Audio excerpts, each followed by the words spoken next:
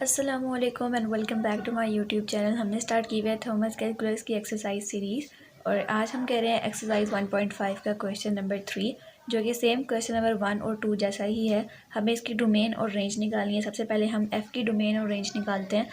तो एफ़ हमारे पास किसके इक्वल है? एफ़ ऑफ एक्स के, क्योंकि एफ़ के साथ एक्स होता है। तो एफ़ ऑफ एक्स की वैल्यू कितनी गिवन है हमारे पास? 2। सबसे पहले हम लिखेंगे एफ़ ऑफ एक्स की वैल्यू हमारे पास क्या है? 2। तो अब इसकी हमें डोमेन और रेंज निकालनी है। तो डोमेन और रेंज निकालने के लिए हमें क्या करना पड़ता है? हमें वैल्यूज़ पुट करनी पड़ती हैं, ठीक है। तो डोमेन हमारे पास आ जाती है। अब देखें हमारे पास एफ ऑफ एक्स 2 के इक्वल है।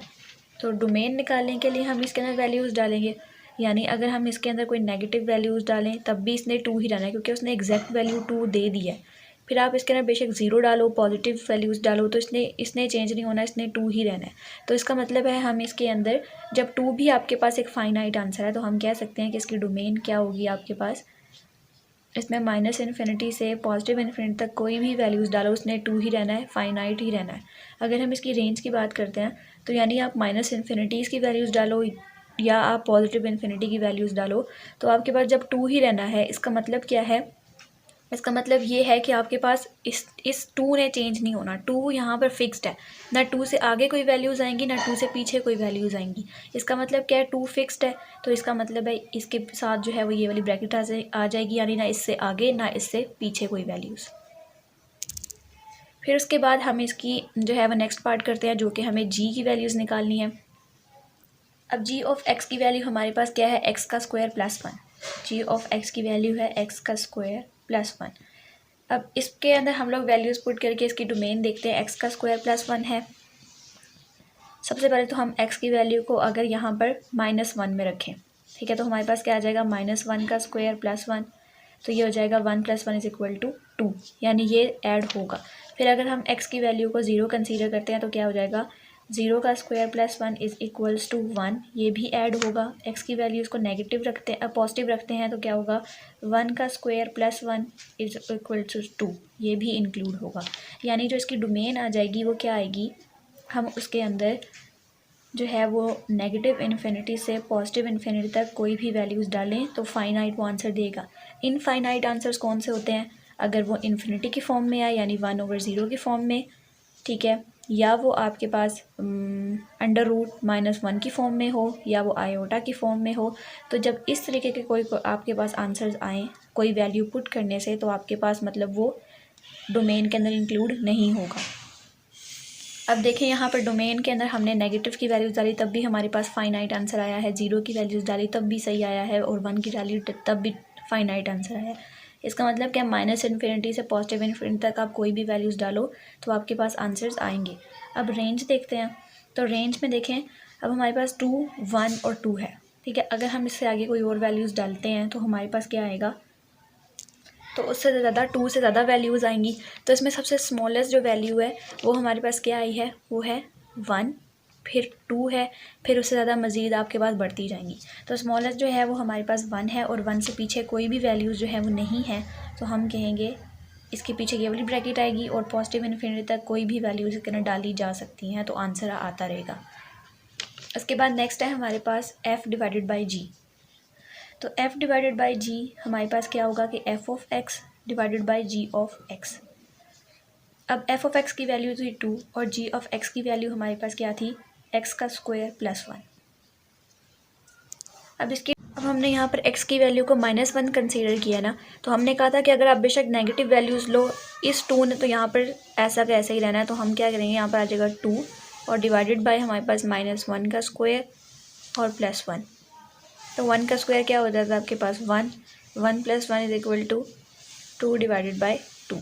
तो आपके पास क्या आंसर आ गया? 1, यानी ये इंक्लूड होगा। अगर हम x की वैल्यूज़ को 0 देते हैं तो हमारे पास बनता है 2 और 0 का square plus 1 is equals to 2 divided by 1।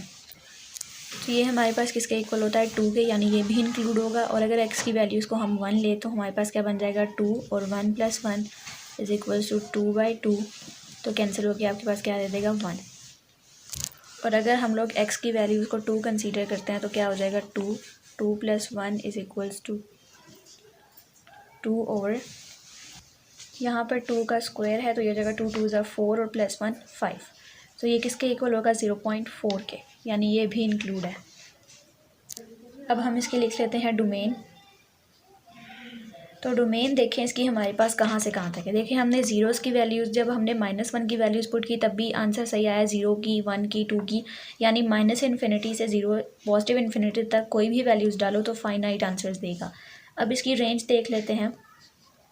तो रेंज में सबसे स्मॉलेस्ट वैल्यूज़ जो हैं वो आपके पास 0.4 है, लेकिन 0.4 अभी 2 की वैल्यूज़, अगर आप 3 डालोगे तो और कम आएगी, 4 डालोगे तो और कम आएगी, यानी 0.4 सबसे स्मॉलेस्ट है। तो हम लिखेंगे 0 और 0 के आगे हम ये वाली ब्रैकेट लगाएंगे, क्योंकि 0 से पीछे अभी बहुत वैल्यूज़ आएंगी। जब आप मज़ीद इसकी वैल्यूज़ एक्स की वैल्यूज़ बढ़ाते रहोगे तो 0.4 से कम वैल्यू आएगी, 0.2, 0.1 इस तरीके से। तो आपके पास 0 के पीछे मैंने ये वाली ब्रैकेट लगाई है। उसके बाद जो मेरे पास सबसे ग्रेटेस्ट वैल्यू है वो इसमें 2 है, ठीक है। एक्स की वैल्यू 0 डालने से 2 आई है। तो अब आप कहोगे कि 2 से पिछले वैल्यूज़ भी आ सकती हैं, नहीं, क्योंकि आप देखो एक्स की वैल्यू क्या है -1, तो 1 आया है, यानी एक्स से ग्रेटर कोई भी वैल्यूज़ यहाँ पर नहीं आएंगी। तो हम कहेंगे कि 2 तो आपके पास ग्रेटेस्ट है और उसके आगे कोई भी वैल्यूज़ 2 से बड़ी वैल्यूज़ नहीं आएंगी। तो ये आपके पास जो है वो इसकी रेंज आ गई है। अब हमारे पास जो लास्ट इसका पार्ट रह गया वो g/f है। अब यहाँ पर g(x) है और नीचे हमारे पास आ जाएगा f(x), और g(x) की वैल्यू आपके पास क्या है, x का स्क्वायर +1, और जो आपके पास f(x) है उसकी वैल्यू है 2। अब इसकी हम डोमेन निकालने के लिए वैल्यूज़ पुट करेंगे x की। अगर हम x की वैल्यू को 0 कंसीडर करते हैं तो हमारे पास क्या हो जाएगा, 0 का स्क्वायर +1 और /2, इसने चेंज नहीं होना। तो हमारे पास 0 का स्क्वायर क्या होता है, आपके पास 1/2 आ गया, यानी ये भी आपके पास एक फाइनाइट आंसर है। अब अगर हम x की वैल्यूज़ को -1 में देखें तो हमारे पास क्या आ जाएगा, -1 का स्क्वायर +1 = 2। तो ये हो जाएगा, 1 का स्क्वायर 1 होता है, 1 + 1 /2, तो 2/2 ये हमारे पास क्या आ जाएगा 1, यानी ये भी इंक्लूड है।